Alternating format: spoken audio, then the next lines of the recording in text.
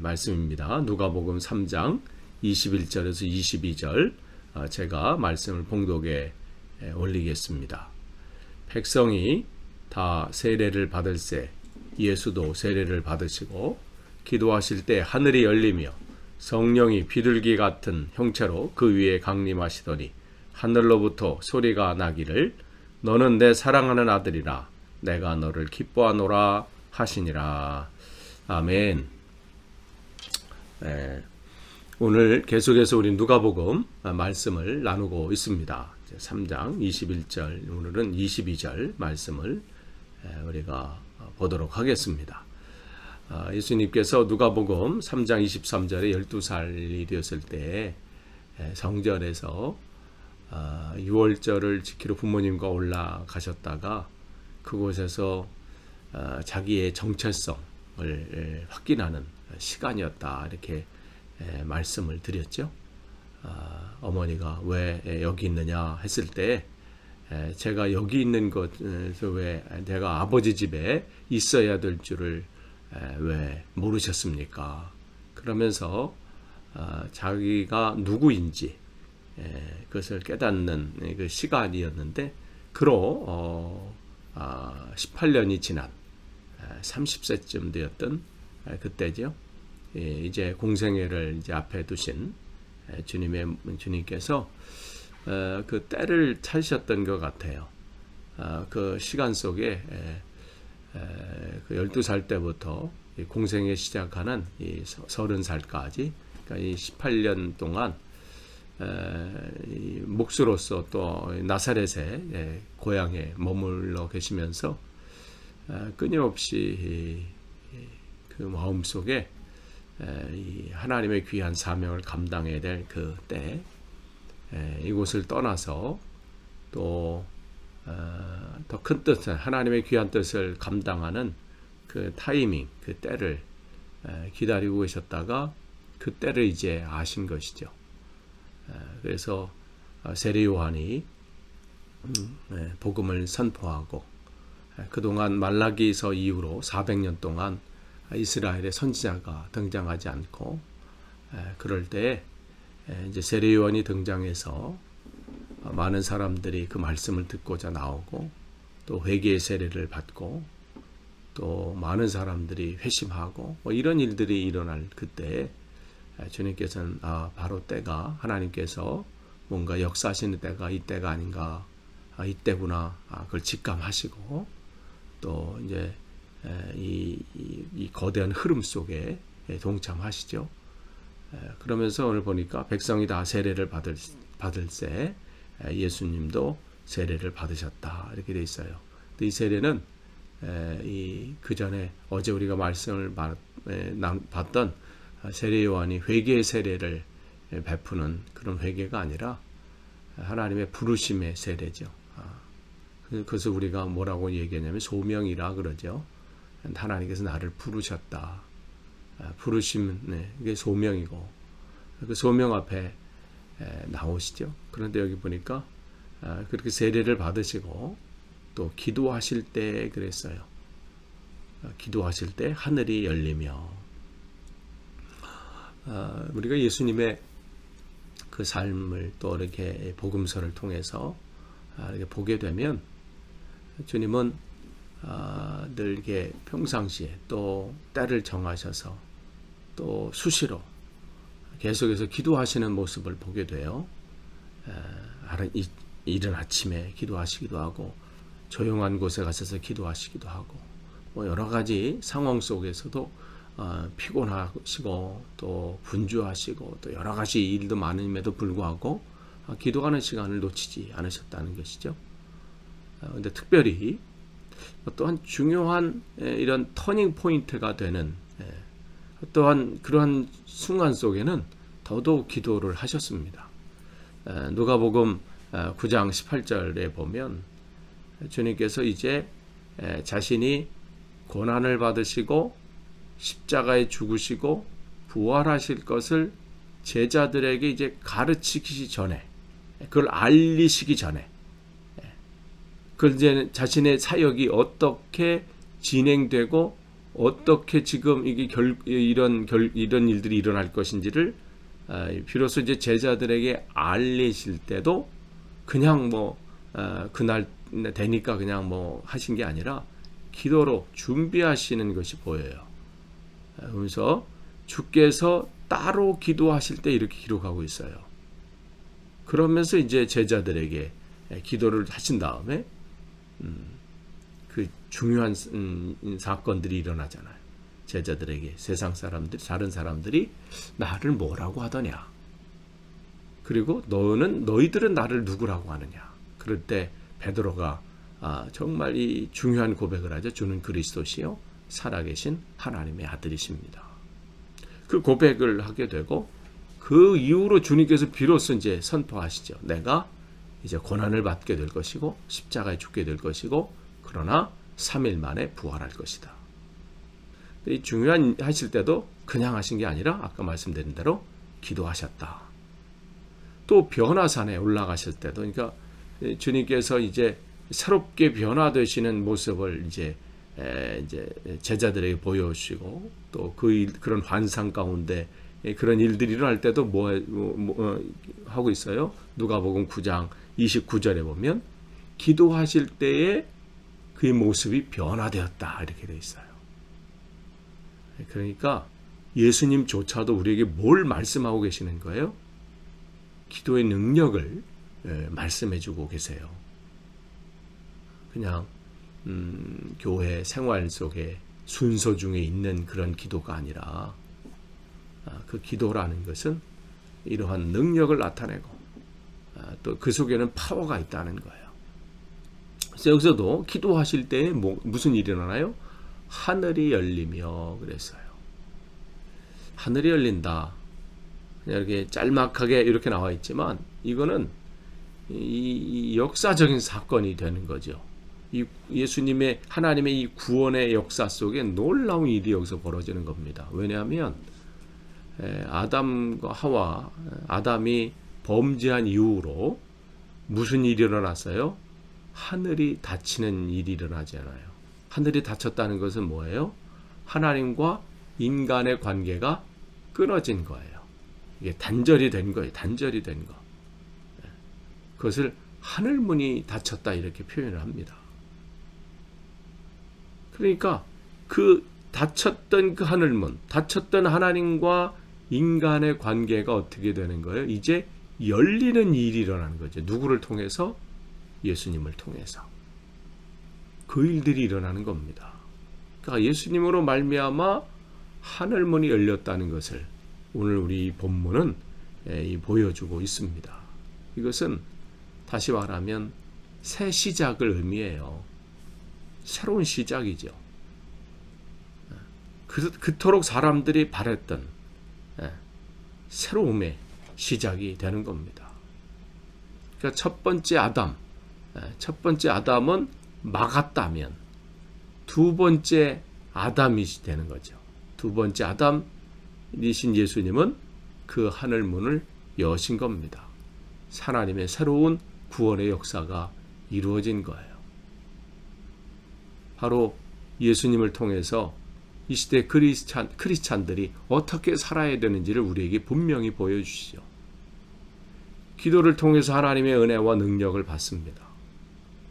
또 기도를 통해서 하나님과의 관계 회복, 하나님과의 더 친밀한 관계 속에서 무슨 일들이 우리 안에 이루어져야 돼요? 하늘문이 열려지는 일들이 일어나야 돼요. 그 얘기는 뭐냐면 사람들 속에서 하나님과 관계가 단절이 돼서 어떠한 상황 가운데 있어요? 단절의 하나님과 관계가 끊어지면 나타나는 첫 번째 결과는 뭐냐면 두려움이에요. 이 아담과 하와가 첫 번째 하나님과 관계가 단절되면서 생기는 게 뭐예요? 두려움이잖아요. 그러니까 숨는 거예요. 지금 코로나19로 많은 사람들이 겉으로는 아니지만 두려움이 있습니다. 이대로 계속 가다가는 경제적인 타격이 경제적인 거에 대한 두려움이 있어요. 건강에 대한 두려움이 있습니다. 또 여러 가지 문제를 각자에게 처한 상황 속에서 우리는 두려움과 염려와 걱정을 가지고 있어요. 이것은 뭐예요? 하나님과 관계가 끊어졌다는 증거입니다.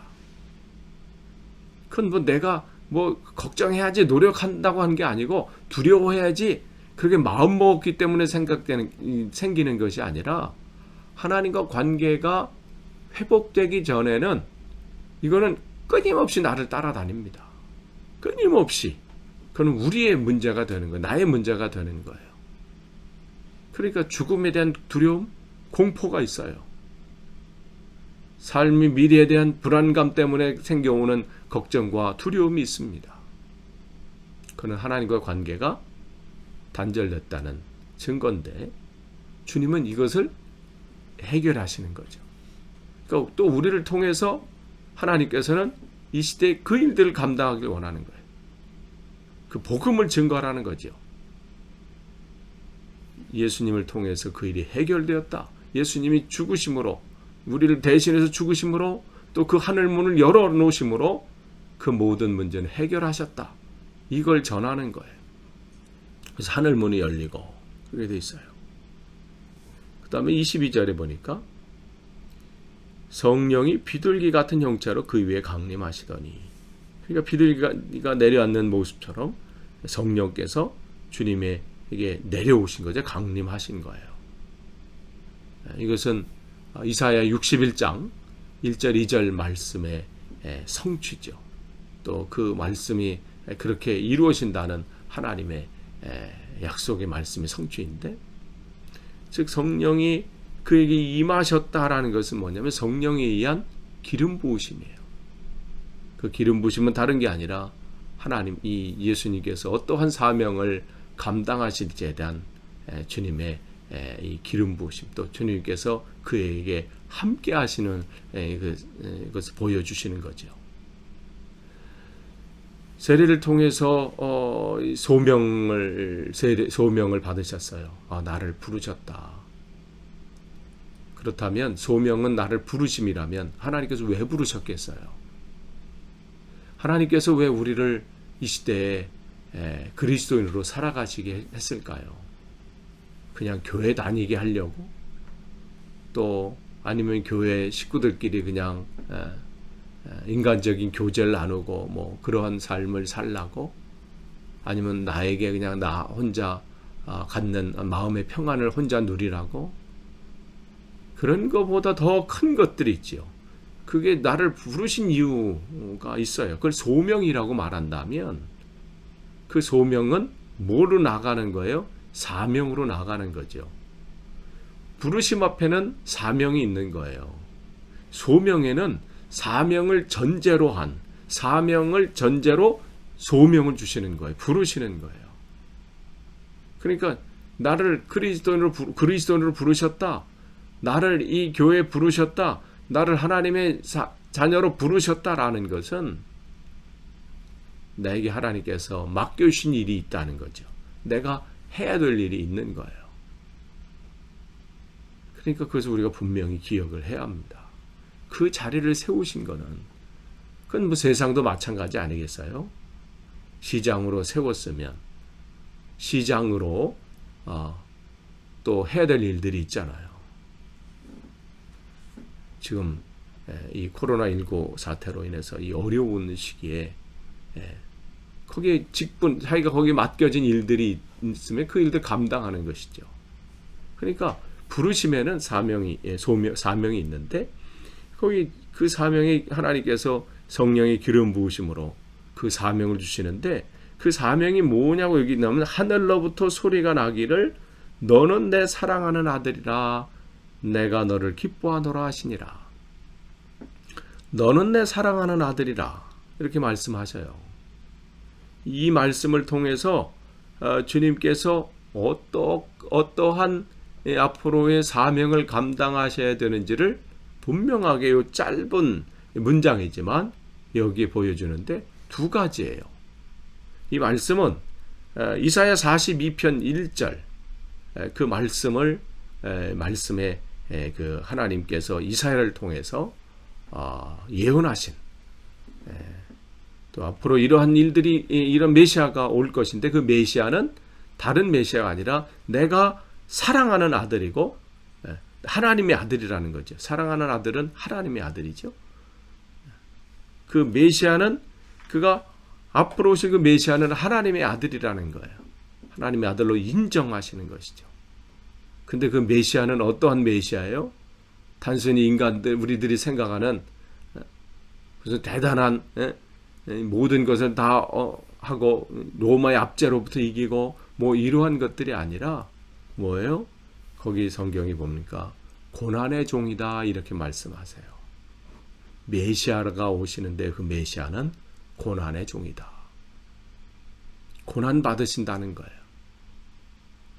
그러니까 고난과 십자가에 대해서 분명히 이사야를 통해서 말씀을 하셨습니다. 그러니까 예수님께서 뭐 어쩌다 보니까 고난 받으시고 어쩌다가 뭐 하다 보니까 잘못 걸리셔서 십자가에 지신 게 아니라 이미 다 하나님의 계획하심이 있었던 거예요. 그걸 하셨어야 된다는 것이죠. 그러니까 그분은 하나님의 아들로 하나님께서 인정하시고 메시아로 인정하시되 그분은 고난과 십자가를 지셔야 했습니다. 그러니까 하나님 주님의 이 사명은 다른 게 아니라 하나님의 아들로서 고난을 받으시고 고난의 종으로 부르심을 받으신 겁니다. 그 길을 걸어가셔야 했어요. 그러니까 오늘 하나님의 음성은 지금 예수님의 삶이 어떠한 삶을 사셔야 되는지를 분명하게 보여주고 계십니다. 비로소 주님은 자기 자신의 삶이 이제는 어떠한 길로 가야 되는지를 확신하시고 그 붙들림 당한 그 말씀 앞에 이제는 흔들림 없이 그 길을 걸어가십니다. 근데 그 길은 우리 힘으로 갈 수 없지요.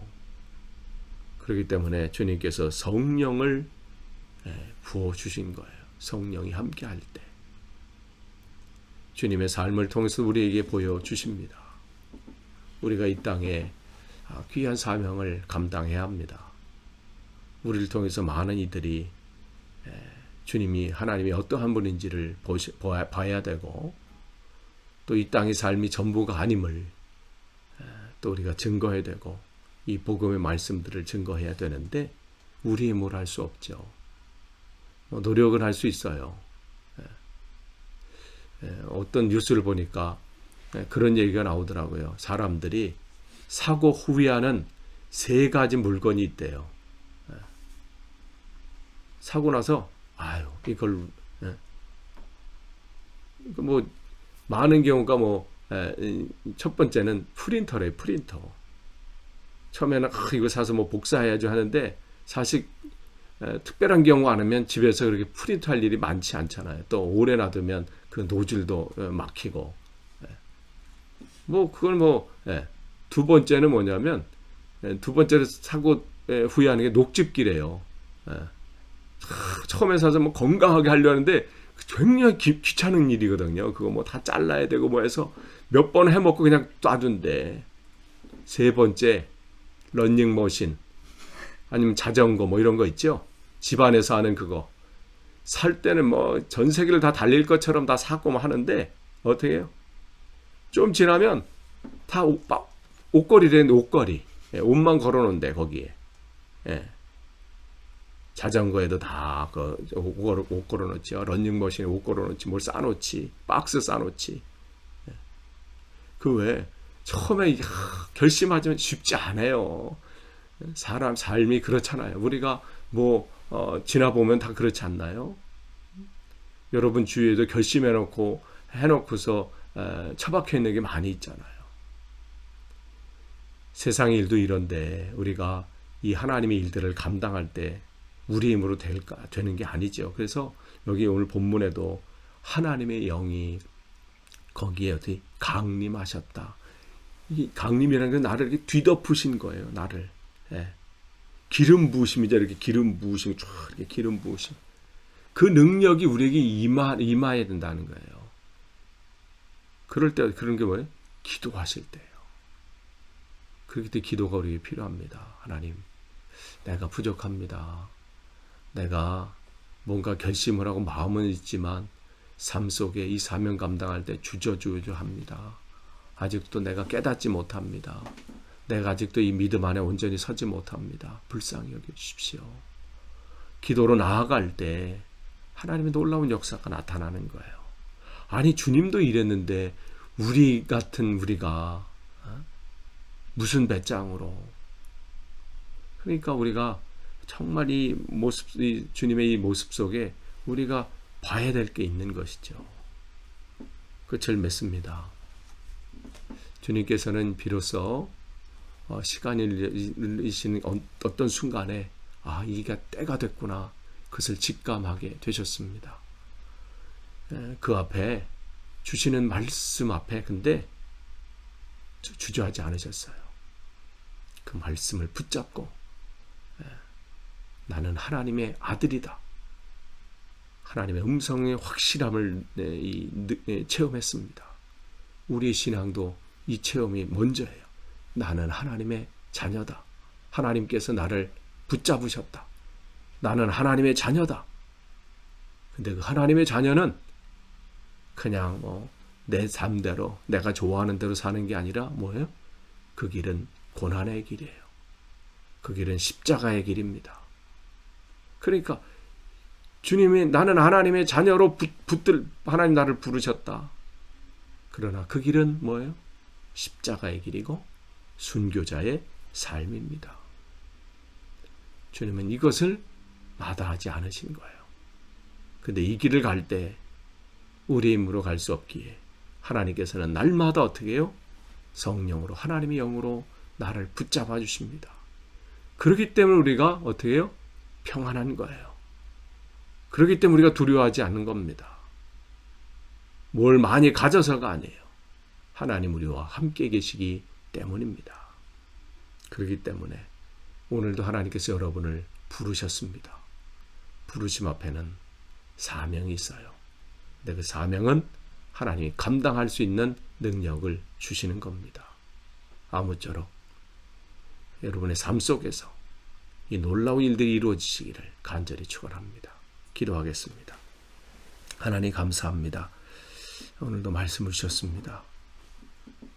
우리를 하나님의 자녀로 부르셨습니다. 또한 우리를 그 사명의 길로 보내셨습니다. 하나님, 부르심 앞에 우리는 또 보내심을 기억하며 또 그 일의 사명을 감당할 때 부족함이 없도록 역사하여 주시옵소서. 이 어려운 시기에 더욱더 주님을 붙잡습니다. 주님을 더 의지합니다. 흔들리지 않도록 우리를 붙잡아 주옵소서. 감사드리며 예수님의 이름으로 기도하옵나이다. 아멘.